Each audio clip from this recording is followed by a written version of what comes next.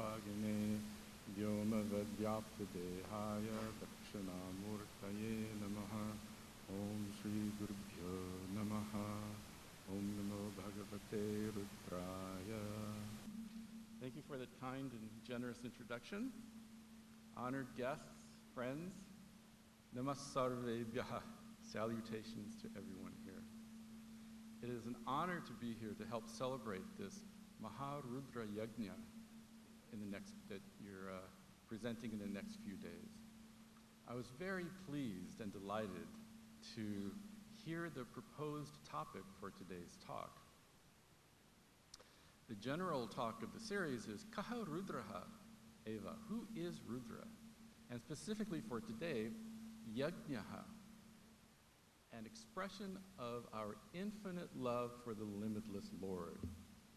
An expression of our infinite love for the limitless Lord. And the reason this is such a delightful topic is because it raises so many good questions. So many audacious and bold questions, because by raising these questions, it implies that we have a means to know the answer. For example, Kaha Rudraha, who is the Lord? What's the nature of the Lord? What's the nature of love? Who am I to be able to offer love to the Lord in the form of a devotional act called yajna? What is yajna? What is a devotional act?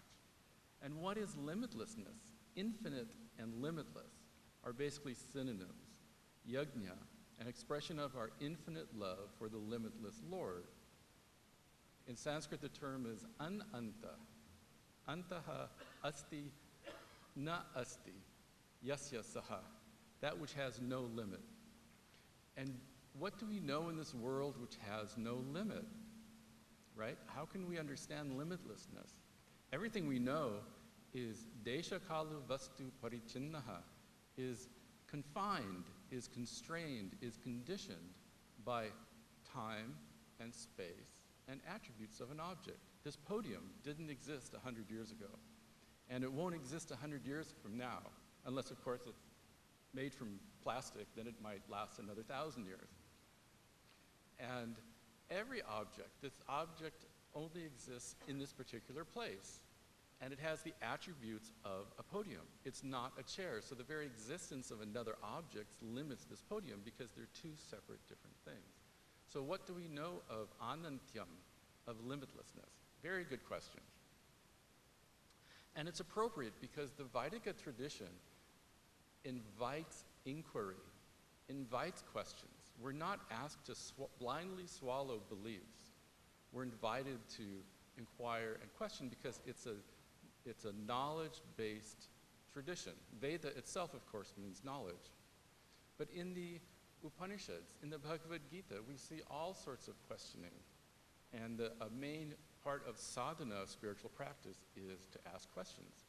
We see Nachiketas in the Kathopanishad going up to Lord Yama, asking him, really, what's the nature of the individual? Some say it survives death, and some say it doesn't survive death. What's up? And Yama says, no, don't ask me that. That is a very subtle question. Here, have sons and grandsons who live 100 years, have all this wealth, have a kingdom, but don't ask me that. And this boy, Nachiketa, says, no, this is what I want. I am a jignasuhu. Jignasa means gnatum icha, the desire to know, a curiosity.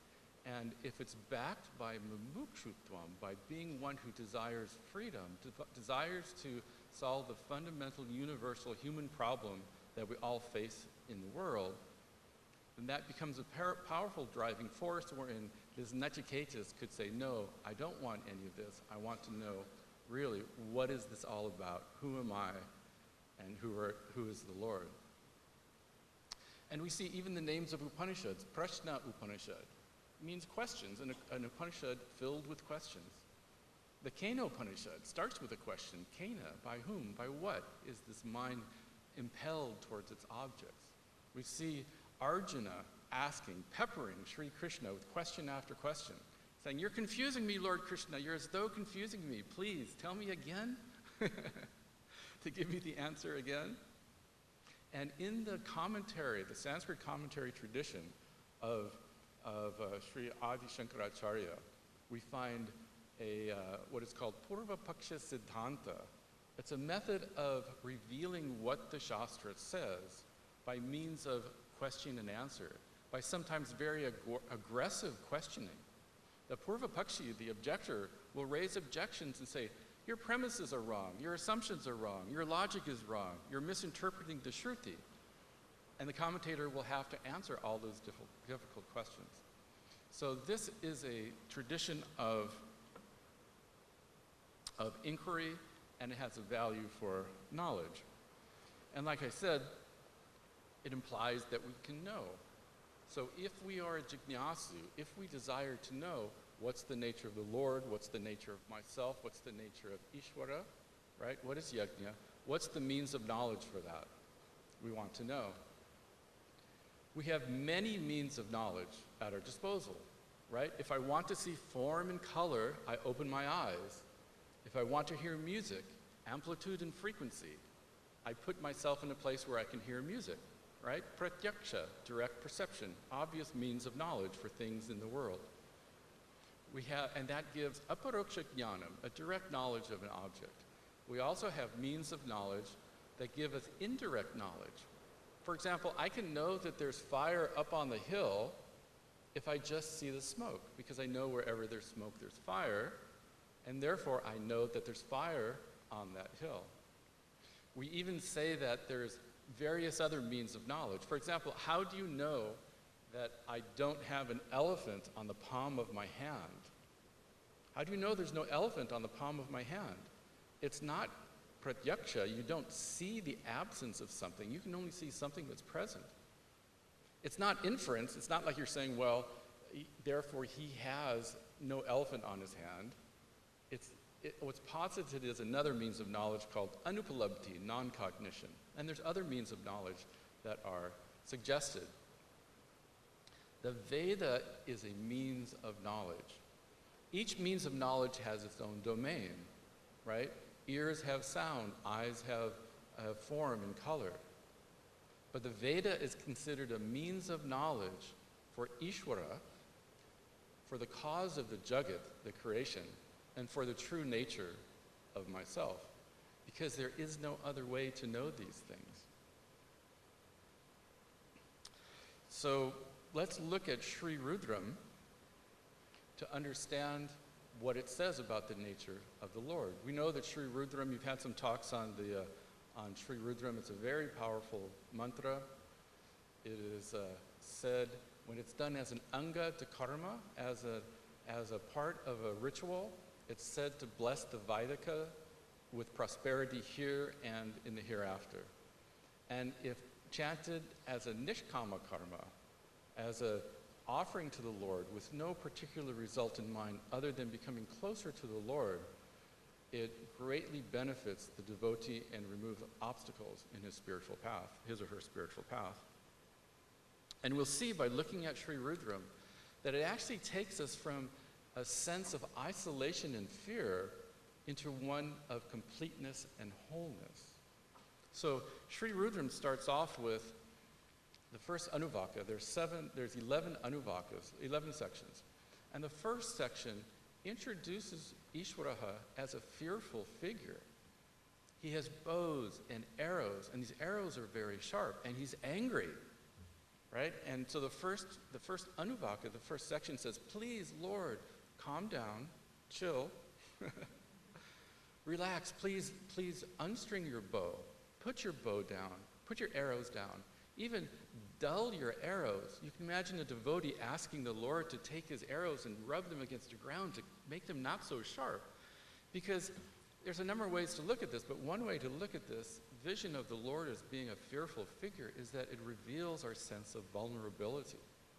I'm just this small person trying to make my way through life. I am alpagnaha. I know very little. I'm an alpashaktiman. I have very little capacity, and the world is big, and it always seems to be demanding things from me, and I feel vulnerable, right? It can be a very fearful situation. But then Sri Rudram, in the second chapter, presents a whole different vision. And he's presented as the Srishti Stiti Laya Samartha, as the Nimitta Karana, as the Sarveshwaraha, as the Lord of everything. So we see in the language of the Rudram, we see Pataye Namaha, right? Namo Hiranyabhave Senanye Dishan Chapataye Dishan Pataye Namaha. My namaskar is to the Dishan Patihi, to the Ishwara of all directions. Pashunam Pataye Namaha, to the Lord of all animals, all people. Humans are just animals with a bigger intellect, perhaps. Right? Jagatam Pataye Namaha, salutations to the Lord of all the worlds, the 14 worlds. And it's a very beautiful vision that's presented. In fact, he says, Stenanam Taskaranam, to the Lord of thieves and robbers. He's the one who is Sarvagnaha, in contrast to our Alpagnaha. He's all knowledge, he's all Shakti, and he's the Karma Paladata. He's the giver of the results of all action. So when I see the Lord as this Sarveshwara, the Lord of everything, that invokes in me the inner devotee. And yajna, prayer, is an expression of my being a devotee. There's 3 types of prayers. There's 3 types of actions. Manasa, Vachika, and Kayika. There's purely mental action and mental prayer. Dhyanam is a mental prayer. Japa, internal japa, is a mental prayer. There's Vachika karma, action which uses the organ of speech. And that includes chanting Sri Rudram, doing oral japa, singing bhajans, chanting the Bhagavad Gita, etc. And then there's Kayika karma, physical action. It's where you take your devotion to the Lord and actually put it in physical form. And it's traditionally seen as, say, puja. We do physical acts, right? Dhupama grapayami, we offer incense. Naivedyam nivedayami, I offer food, right? I do pradakshinam, I walk around the Lord. I offer my namaskaras. And yajna is an incredibly powerful form of a kayika karma, a kayika puja, a kayika prayer.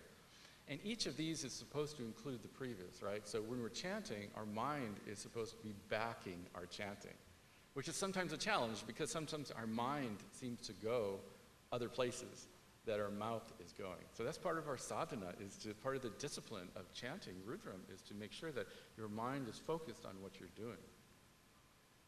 And they say that all actions, the Shastra says all actions produce a result, right?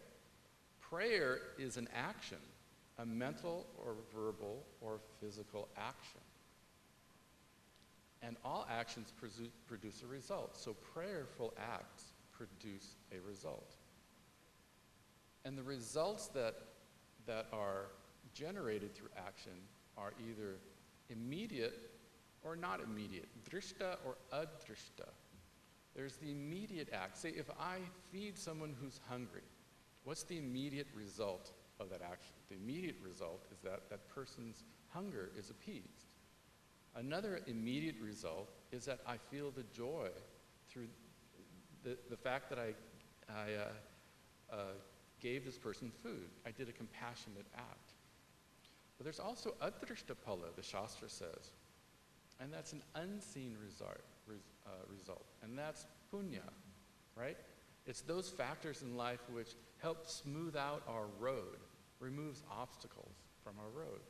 So when we sit for any prayer, we do a sankalpa, right? Mamo pata samasta duritakshaya dwara Shri Parameshwara prityartham, right? And what are we asking for initially?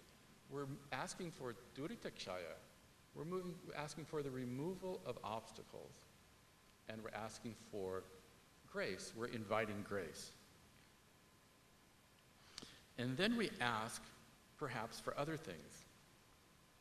We ask for the welfare of others. We often have prayers that are very grandiose. May all the world prosper. May the rains come at the right time. Perhaps may the rains subside at the right time as well. And we often feel embarrassed to ask for the more mundane things, right? Oh, may I please get this promotion? You know, oh, the Lord's not interested in me getting a promotion or not. That's foolish. That's beneath my request of the Lord. But I say, why not? Why not ask the Lord for these things? First of all, if you've done everything you can to gain what it is you want, right, to get that promotion, then who else are you going to ask? And the more you bring Ishvara into your life, the closer you are to reality. The more you bring Ishvara into your life, the closer you are to reality. And we'll see why that's the case going forward. Inviting the Lord into your life and expressing devotion in physical or verbal or mental prayers recognizes something called daivam. Daivam are the factors, the many factors in life over which we have no control, right? There's many a slip between the cup and the lips. You know, when I'm in South India and I try to drink without touching the glass, I always say a prayer because half the time the water ends up dribbling down my shirt. And you look at, say, an archer. An archer can do everything he can. He can study archery. He can practice as much as he possibly can. He can study with the best teachers. And in the end, what it comes down to is him and the bow. He can string his bow. He can knock the arrow, right? Put the arrow on the bowstring. He can lift the bow, draw it, take aim, quiet his breath, and release. And after that, he has no control. And there's many factors which can come in between his intended target, which is the arrow hitting the bullseye, let's say, and the actual result. It takes a lot of grace to be in the right time at the right place. This archer, the target could move. A gust of wind could come and move the direction of the arrow, change the direction of the arrow. He could slip and shoot at the moon, in fact.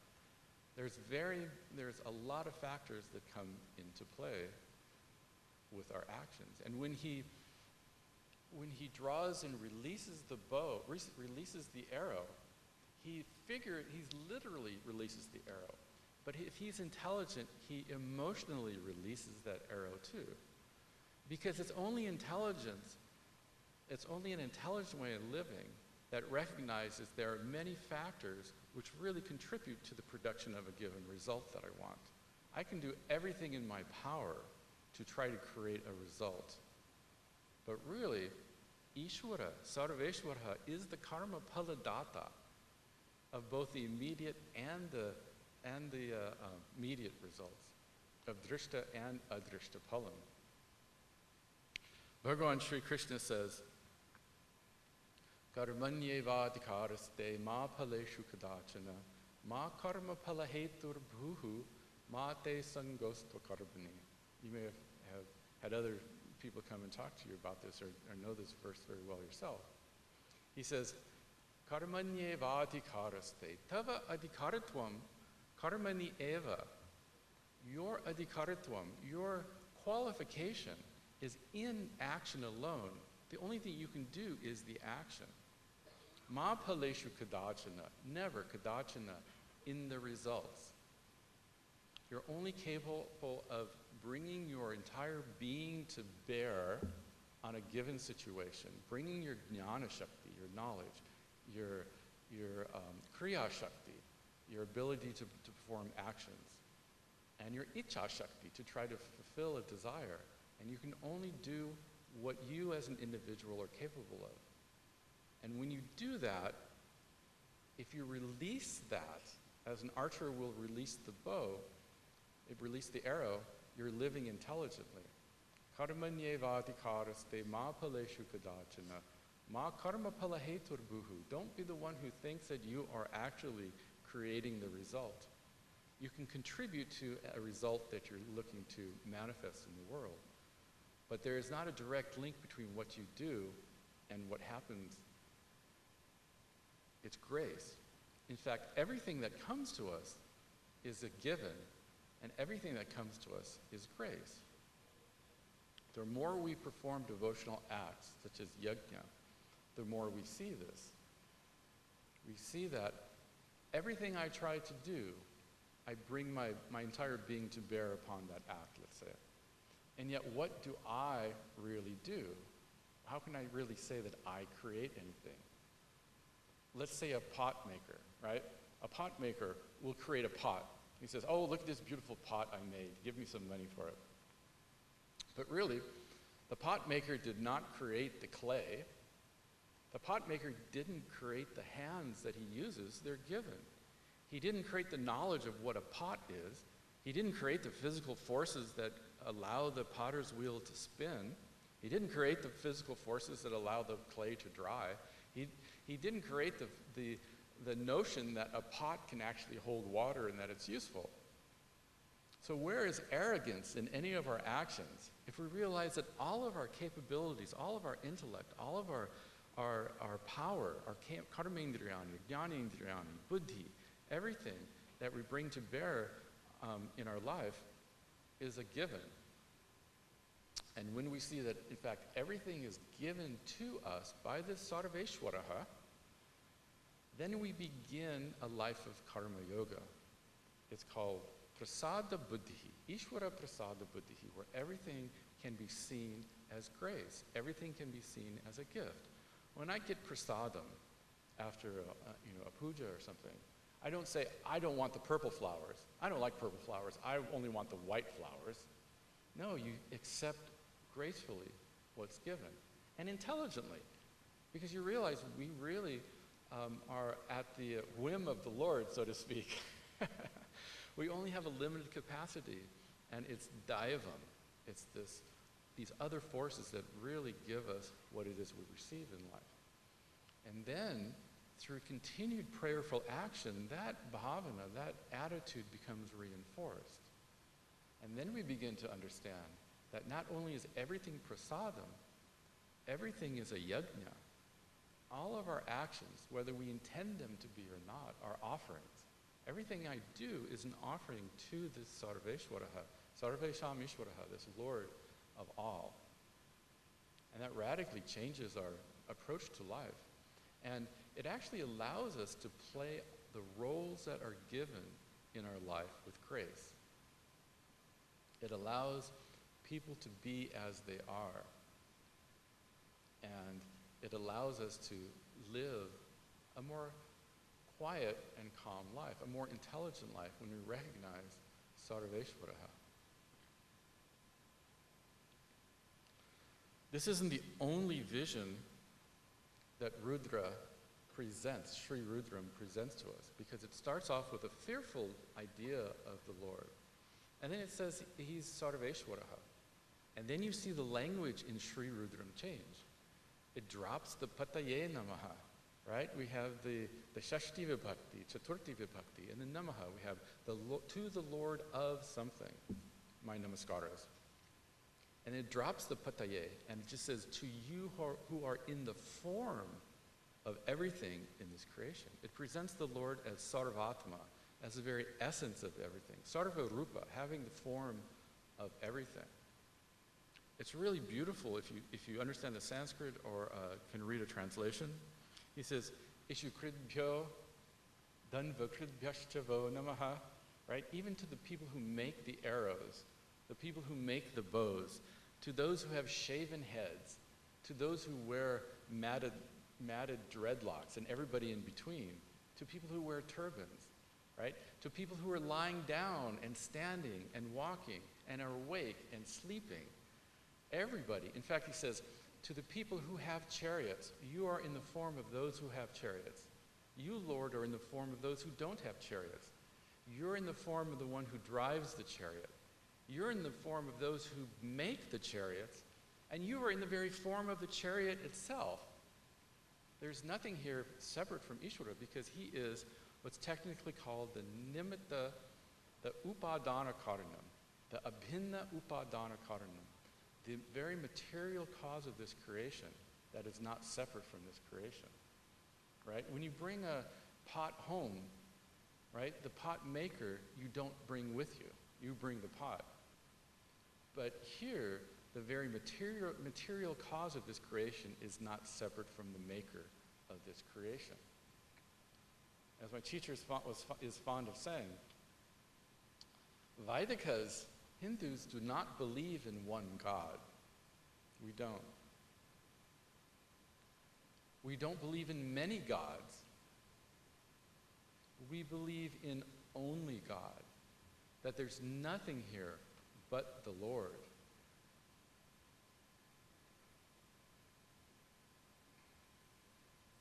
And so how do we understand this? It seems like a lofty concept. How do we make this immediate, right?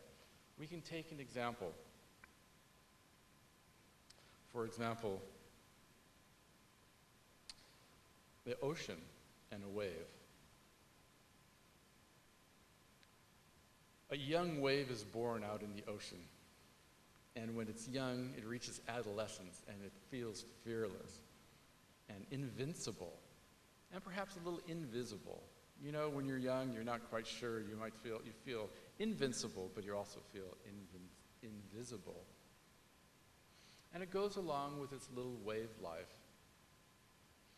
And then in not too short of a time, it sees the shore, and the shore is fast approaching. The shore, he knows that he will be thrown upon the shore, and he will reach his demise. He'll meet his wave maker. And he's fearful, right? Namaste Rudra Manyava Uto Te Ishave Namaha. Please, show me your beneficial form, your beneficent form. And let's say there's this guru wave that comes along, this orange wave, this funny-looking wave. And he says, calm down, relax, it's not as bad as you think. What do you mean? I'm going to die, I'm mortal. And the guru wave says, look at this. You are not separate from the ocean. You are not separate from the Lord. You are part of the greater ocean. You are part and parcel of the ocean, right? All waves are part of the ocean. The vyashti is inherent in the samashti. The microcosm is inherent in the macrocosm. The tree is part and parcel of the forest. The waves are part and parcel of the ocean. You are part of the ocean. You're not alienated. There is no alienation here. Everything you look at, everything you see, is part and parcel of Ishvara. Even the chariots and the chariot drivers. So the next time someone cuts you off in traffic, recognize that that driver is a manifestation, is a form of Sri Rudra. That car is a form of Sri Rudra. The factory worker is a form of Sri Rudra. And in fact, your anger is Sri Rudra. The pleasant and the unpleasant are all Bhagawan. And one of the subtleties in life is learning to work with that idea, with that knowledge, that even my anger, even my desire, even my fear is a manifestation of Ishvara, because he is also presented as the Antaryami, as the very order of this creation. Everything functions in an orderly fashion whether we see it or not. We can only have areas of disciplines of knowledge if there was an underlying order under the creation. That's why we have biology and chemistry and physics and ontology and epistemology, right? That's why we have millions of PhD students with their virtual knives scraping away little pieces of ignorance in the world to reveal yet more order underlying this creation in all fields. And that includes psychology. There are reasons why we feel angry. There's reasons why we feel fearful. And we understand that the order in the creation, the psychological order, is a manifestation of Ishvara. Krishna says, Kama krodho bijayate. Krodha is born of kama. How is anger born of desire?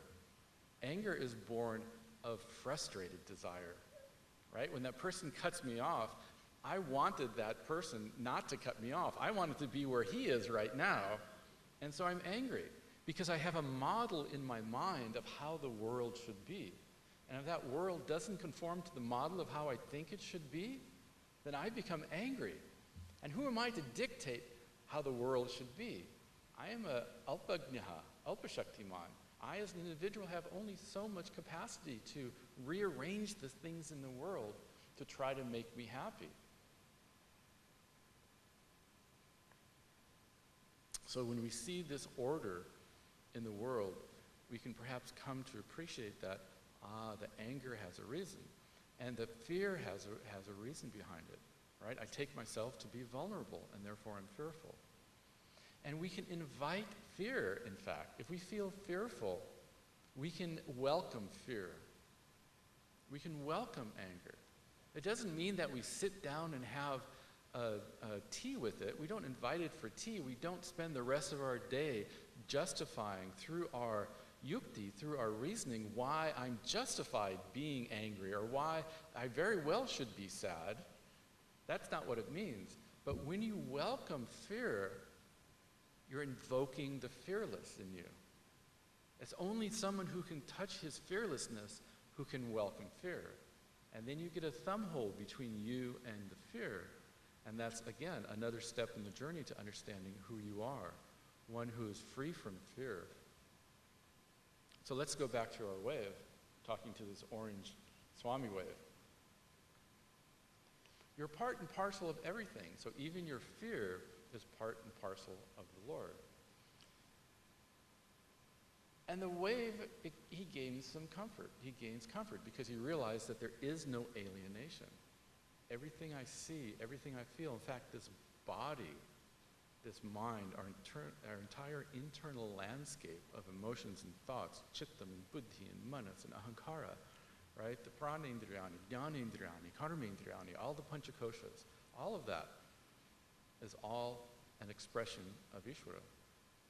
And the wave thinks about this and thinks, well, that's all very well and good, but I'm still a jiva, I'm still a little individualized wave.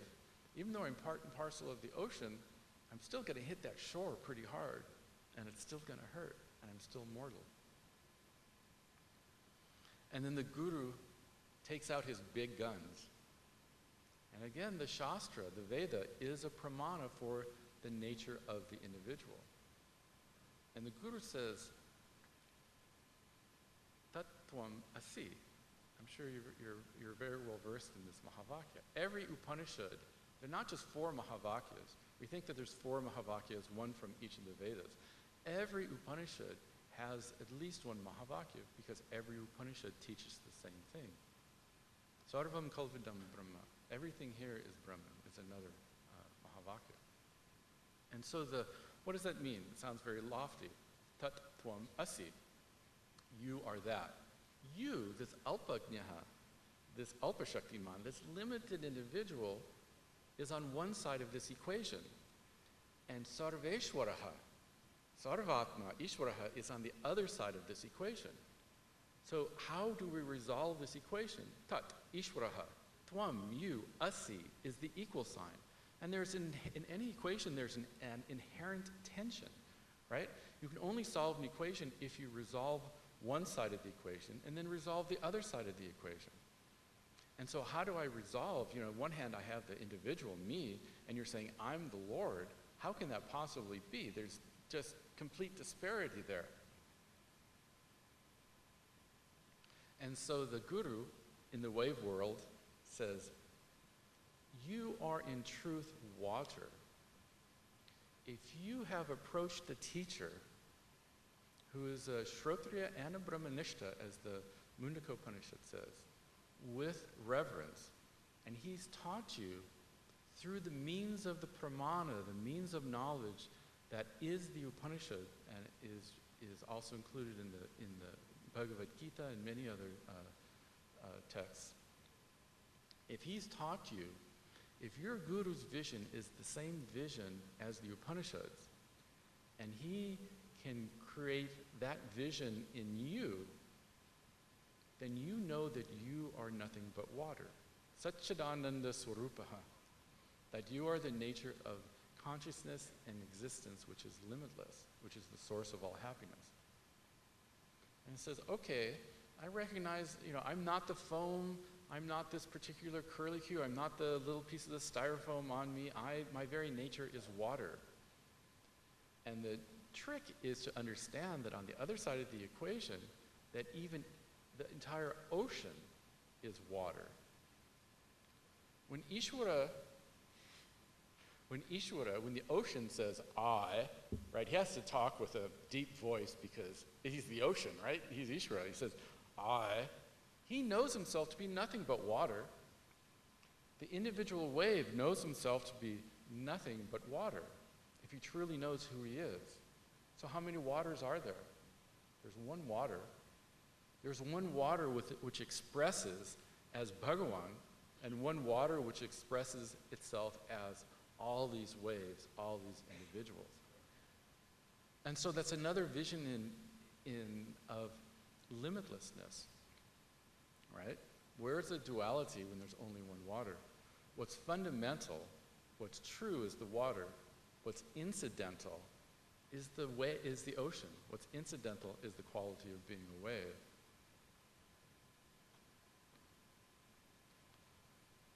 So we begin to understand that there are various ways how we can look at ourselves. And when we discover the infinite water, then we understand that there is such a thing as ananta, limitlessness. Satchidananda is talked about in the Taittiriya Upanishad as Satyam Jnanam Anantam.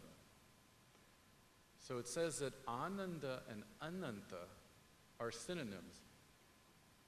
That Ananda, which is the source of my Purnatvam, my fullness, is the same as limitlessness.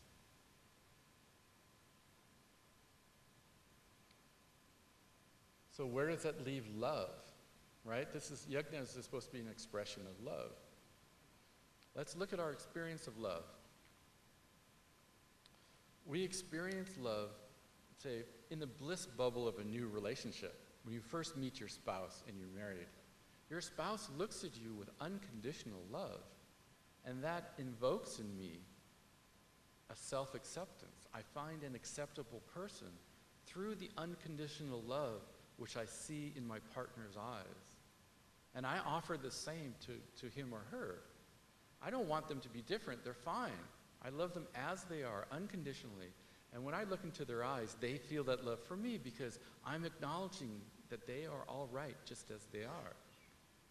But time goes on, and we think, and we perhaps even say, dear, I love you. I'd love you more if you took out the trash. I love you, dear. I'd love you a little more if you got an A on that test. Someone might say, I love you, dear, but if you made breakfast, did the dishes, took the kids to soccer, went to work, and then came home and did the laundry, I'd love you even more. You can guess who in the relationship is saying that last bit. And so we seem to have conditional love. And so too with Ishvara. So too with Rudram.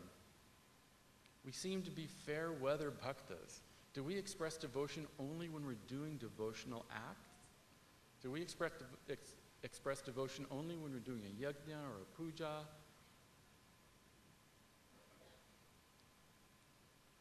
We seem to have the same relationship with Ishvara as we do with our morning idli. I don't mean the country, I mean the lovely breakfast I had this morning. When idlis are light and fluffy, they go down very easily. When they don't rise to the occasion, they're hard and dense and difficult to swallow. I love Ishvara. I feel love for Ishvara when life is light and fluffy. when I'm asked to rise to the equation, when it's hard, life is often difficult to swallow. So love seems to be a passing thing. But the Shastra tells us no. It says that love is not a verb. Love is not an action, even though it expresses itself in action, in charity, in compassionate acts, in giving. Love is not a feeling, although it expresses itself in loving feelings, loving thoughts. Love is you. Tattvamasi, Satchidananda Swarupaha Tvam, Prema Swarupaha. Your very nature is love, because that ananda expresses that limitless purnatvam, which is your very nature, which is the water of the wave, expresses itself as joy. In a shanta vritti, in a peaceful mind, it expresses as joy, it expresses it as love. So where does yajna come into this picture?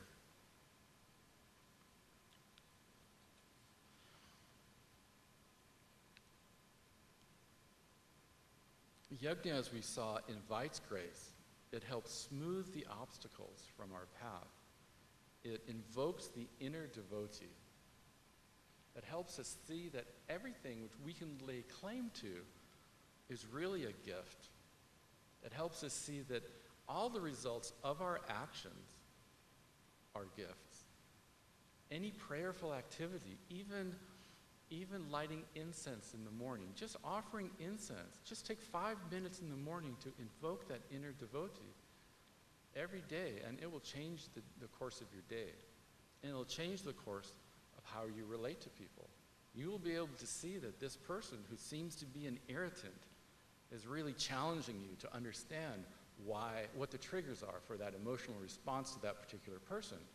It's Ishvara, it's Dakshinamurti coming to teach you a lesson. Everybody who comes to your desk and asks you for something at work is Bhagavan coming to you. Invoking the Lord in devotional activities such as yajna invokes this inner devotee.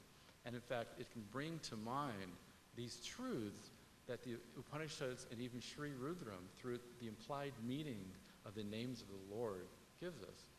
That there's nothing separate from Lord, there's no alienation. Everything is part and parcel of the same substance of the same Lord. So we discover a non-separation from Lord. And the more we bring Ishvara into our lives, the closer we bring ourselves to reality, the closer we recognize what is. Not only functionally, not only does it give us an objectivity with which to better meet our lives, but Paramarthika Drishti, the final vision of the Upanishads, is that you are the truth of this entire creation, and there's no alienation between you and Ishvara. So yajna, a prayerful life, is a celebration of this fact. Shivoham, Shivoham, Rudroham, Rudroham. Om.